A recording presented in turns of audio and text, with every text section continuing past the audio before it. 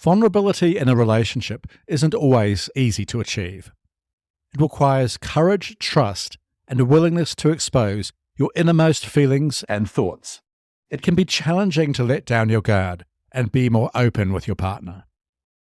But what if there were some practical tips to help you be more vulnerable? And what if these tips could transform your relationship into a deeper, more intimate bond? That's exactly what I'm going to explore today. In this episode of the Anger Secrets podcast, I'll delve into the top 3 strategies I've shared with countless clients to foster greater degrees of vulnerability in their relationships. I'll also discuss how being more open and honest with your partner can reduce conflict, increase intimacy, and lead to a stronger, more fulfilling partnership. So, if you're ready to let your guard down and be more vulnerable with your partner, this episode is for you. Hello and welcome to episode 38 of the Anger Secrets podcast. I'm Alistair Hughes, and over the last 30 years, I've taught over 10,000 men and women how to control their anger, master their emotions, and create calmer, happier, and more respectful relationships. In this podcast, I share practical strategies and real-life stories to help you control your anger, master your emotions, and create calmer, happier relationships. For free support on your anger management journey, including free training and the opportunity to book a free 20-minute anger assessment call with me, visit my website, angersecrets.com. I look forward to talking with you. Now, let's jump into today's episode, how to be more vulnerable with your partner.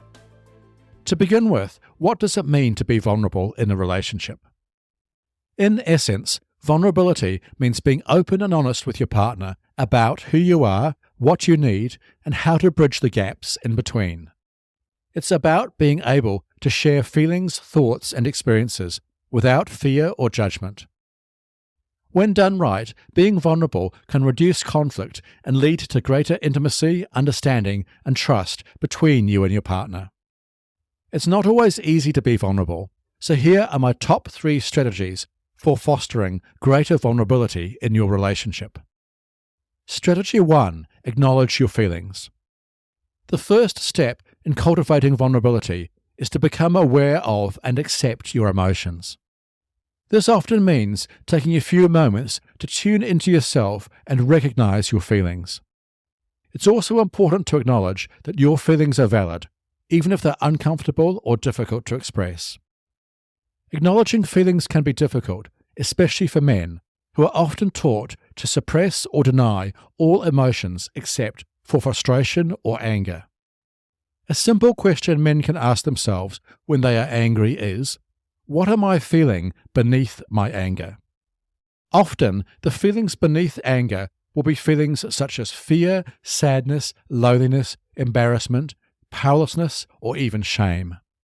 Taking the time to recognize and acknowledge these feelings, instead of just venting your anger, is an important step in becoming more vulnerable with your partner.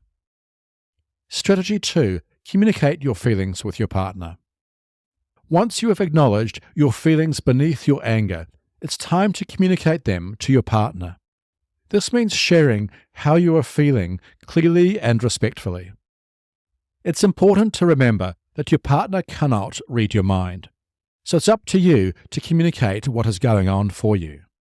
This might mean telling your partner that you have been feeling lonely, that you need reassurance, or that you need some time alone. By asking for what you need from your partner calmly and respectfully, you are creating an environment of vulnerability that will benefit your relationship in the long term. Of course, when you speak about what is going on for you, it is important to do this in a calm and non-confrontational way. Do not blame your partner for how you feel. Instead, focus on what is going on for you and how they can support you. Strategy 3. Make time for connection. Connecting with your partner is a great way to foster vulnerability and intimacy. This could involve scheduling regular date nights, having lunch dates, or carving out some time to have a daily check-in with each other.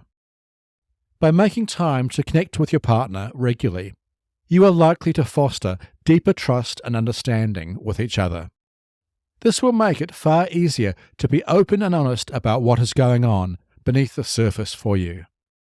This will also serve as a powerful antidote to the common relationship dynamic whereby partners allow issues between them to gradually build. Then, amid an argument, one or both members of the couple suddenly becomes overwhelmed by anger and resentment, leading to a major fight over what is often a minor issue. Regularly connecting with your partner in a relaxed environment makes you much more likely to discuss issues as they arise, calmly and respectfully. This will dramatically reduce the chances of conflict escalating into a major argument. So there you have it, 3 strategies for being more vulnerable with your partner.